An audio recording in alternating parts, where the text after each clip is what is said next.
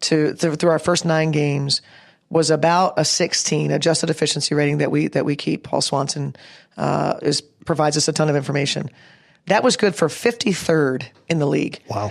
And so Maya impacts the games. Maya typically is a 24, 25, 26 player. That's usually, near the top of the league. And so to not be in the top 5 or top 10, to be all the way down, clearly was a reason why, we were struggling in some of the areas. And so we stripped away, anything that required any kind of thinking and said, when you're open, shoot it. If they're long close out to you, put it down, bounce, raise. Just keep it simple. And I thought she was turning down shots. I thought she had good opportunities and some of it because I don't think she felt great. I don't think she felt in a groove or whatever. And thankfully, she's gotten to the place now where she's feeling pretty good. Yeah. A big game the other night. She's been very consistent lately, but that was an explosive performance. Really her first 30-point game, regular season game in 2 years, which I would not have thought. But it does show that she's been willing to share with Sylvia, but you probably want to see the occasional explosion from her. Yeah, and we just didn't, and like you said, I think the last one was in 2016 sometime. 2017 was the year of Sylvia Fowles, just dominating, and Maya wasn't really, I'd say high level Maya until we moved probably through 3/4 of the way through the season. Right. And by then it was just so, Syl featured. Now we are featuring Maya.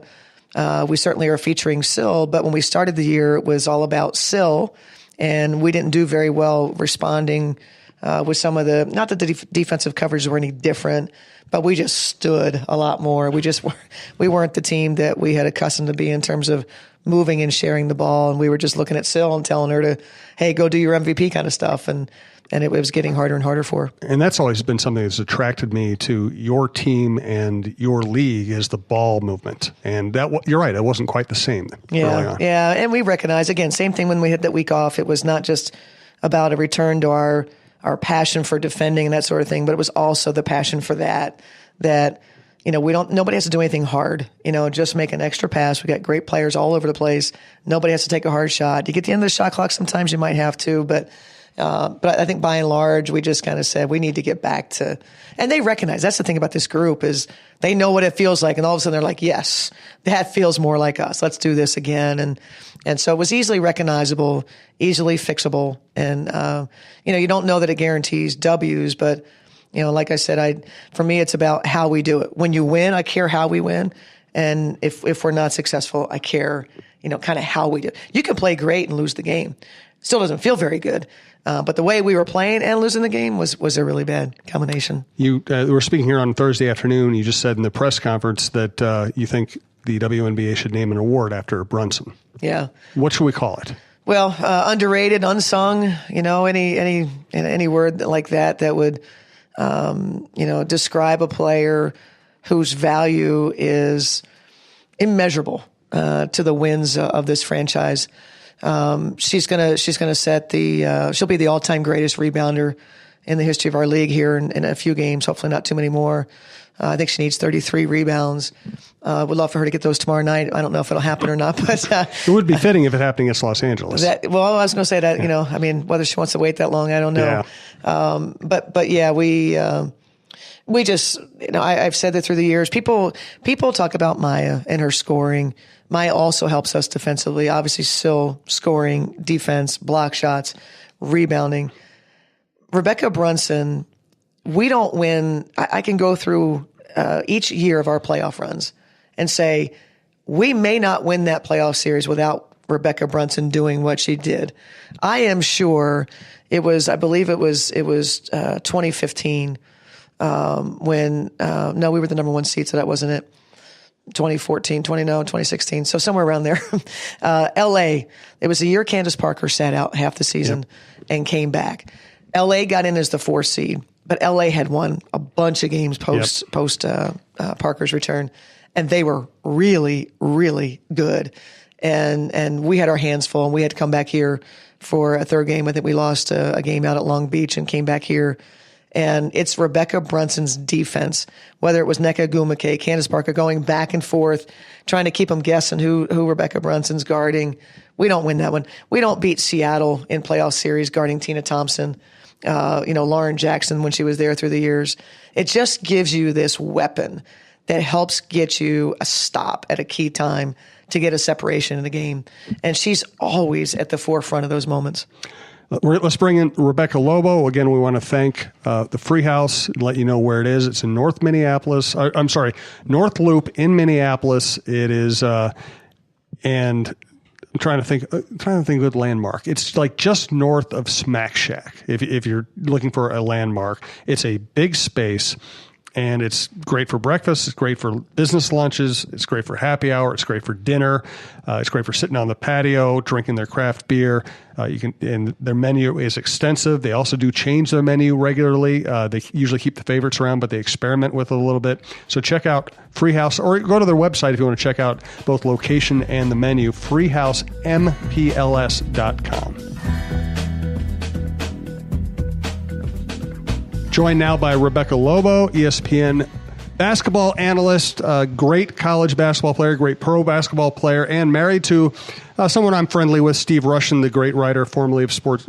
I said formerly of Sports Illustrated. He's still doing some stuff for Sports Illustrated, right? Yeah, he is. Okay. There's not as many issues of Sports Illustrated coming out these days. But yes, he's still doing stuff for him. That is so true. I'm going to try to get out of the way and let you and Cheryl just chat, and I'll just interject just to bother you every once in a while. But I do want to ask one very selfish thing.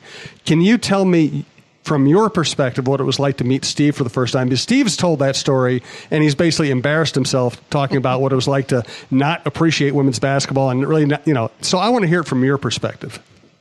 Well, I don't know that he necessarily didn't appreciate women's basketball. I think it was more that he was just one of those people who thought it was okay at times to use women's basketball as a punchline. And so he had written a column for Sports Illustrated where he had a bunch of throwaway lines, and one of them was, much like Wilt Chamberlain, I too slept with 8,000 women last night. I was at a New York Liberty game. And yes, some people could find it funny. And but so the night I met him, I neither of us knew that we were going to end up at this same bar and would end up meeting one another. But I'd been reading Sports Illustrated religiously, and so I said to him, aren't you the guy who made fun of the WNBA recently? And it was only maybe 2 issues before that.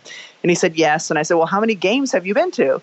And he said, none. And I said, well, obviously, because we averaged 12,000 fans, so you could have at least been accurate with the number of people that you were claiming to be sleeping with. So anyway, needless to say, he has been to many, many WNBA games. He is a fan of the league. He's been to, even better, many, 8 and 9-year-old girls AAU games. So he's paid his penalty for making that joke in Sports Illustrated. Wow. Thank you for telling me that. That's awesome.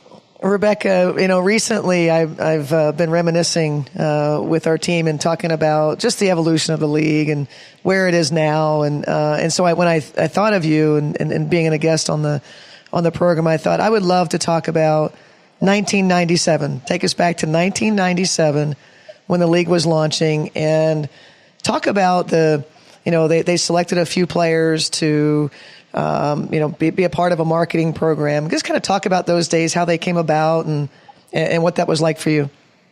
Well, it was such an interesting time because I graduated college in 1995, and at that point, I thought my only options to continue playing basketball were to play USA basketball or to go overseas and play in the pro leagues there, because there wasn't even yet any talk about any pro leagues starting. And then during the 1995-96 year, there's a national team. We're training for the entire year. We're touring the country and playing against college teams. We're going overseas and playing against teams all over the world. All of a sudden, you started to hear that there might be pro leagues in the works. And NBA Entertainment was the group that was behind marketing that national team. But at the same time, all of a sudden you had the ABL was starting. And so, all the players on the national team, for the most part, signed contracts to play in the ABL. I was the only player who didn't sign to play in the ABL because the WNBA was really intriguing to me. I thought for a pro league to survive, you really needed to have the NBA's marketing dollars behind it. And eventually, Lisa Leslie and Cheryl Swoops also decided not to play in the ABL and to play in the WNBA. And so that's what happened. It was kind of the birth of the league. For a while, we were the only 3 people signed to the league. And so they had a huge marketing campaign and leading up to the season in 1997. But, I think about those times sometimes now when when I was watching the NBA finals this year, and there was very limited promotion of the WNBA, and thinking back to 1997 during the NBA finals, it seemed like every other commercial was a plug for who we got next, the WNBA starting, tip off June 10th or whatever it was of that season. And the NBA just really marketed the heck out of the league, so that people were aware of its existence. So do you think on the next broadcast, when you do the Seattle-LA game, that you'll send a message to Adam Silver how different it is in 2018 versus 1997? I hesitate to ever criticize Adam because he was one of the people who helped there be a WNBA in the first place. He was one of the people who was really behind the league. I believe he may have even been the person who wrote the initial business plan for the WNBA back in those days. There are good things happening that will hopefully translate into more publicity. We just found out today that our ratings this year, the WNBA's ratings are way up, I think 40+%. All those things bode well. And hopefully the NBA will once again, do what they were doing in those early days, because I think it would really make a difference if they got behind it, promotionally the way they did back in 1997. Yeah, and I agree. And I think what's remarkable is if you think about the limited marketing that you mentioned from 97 till now, and how we can have the growth despite that sort of, I say a near media blackout or marketing, whatever it is, that we can have that sort of growth for our game without that level of commitment. So I think that speaks volume to the persistence that we've had. I think that players in the league, it's sort of the grassroots efforts of getting their fan bases more involved, and obviously the league using Twitter and other ways to get people to view the product. And you're sitting in a seat, in an ESPN seat. And so some of the challenges there. What do you think works? Why do you think the ratings have increased so much? A lot about which games draw and why. What are you seeing from your vantage point? Well, that's one of the questions I had when we heard about the ratings today is, why is this? Why are they way up this year? Is it because the basketball ratings in general are up? The NBA ratings are up. In college basketball, people are paying closer attention. I think part of it is the product has just been really, really good. All the games we have shown, with the exception of the New York-Las Vegas game, wasn't a great game early to watch. But with the exception of that, the games that we've had on ESPN have been really competitive. I mean, Cheryl, better than anyone that the play on the court now is better than it's ever been. It's fun, exciting, compelling sport to watch. And I think, people do a good job. The players do a good job. The teams do an exceptional job in terms of social media, marketing, letting people know that the games are on, giving access to the players so people really care about them as people and want to watch them more. But I think more than anything, it's good basketball. And when we're sitting on the sideline calling a game, we never feel more excited than when it's really well played, it's close, it comes down to the wire, it's interesting, it's compelling, because you want the person who just happens to be flipping through their channels when they come and, a WNBA game is on, for them to see the product at its best. And I think for the most part, the last few years and this season in particular, they've been able to see that. Rebecca, what's it like to have a Barbie doll in your likeness? Let's talk about that. I have one in my collection of WNBA relics. How many do you have in your household? Do your kids each have one in their rooms?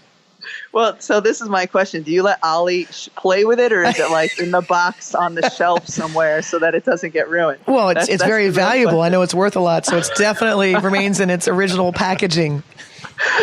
It's funny because I have a whole new perspective on that sort of stuff now that I have kids than actually when I was on the box of the Barbie, back in the day before I even had a thought of having children. But we have one at home that the head is missing. It's a headless Barbie, and that my kids have played with enough that it just got completely destroyed. But we do have a handful still in boxes, just in case when they get older, if they want to give it to one of their children. But yeah, like at the time, that was really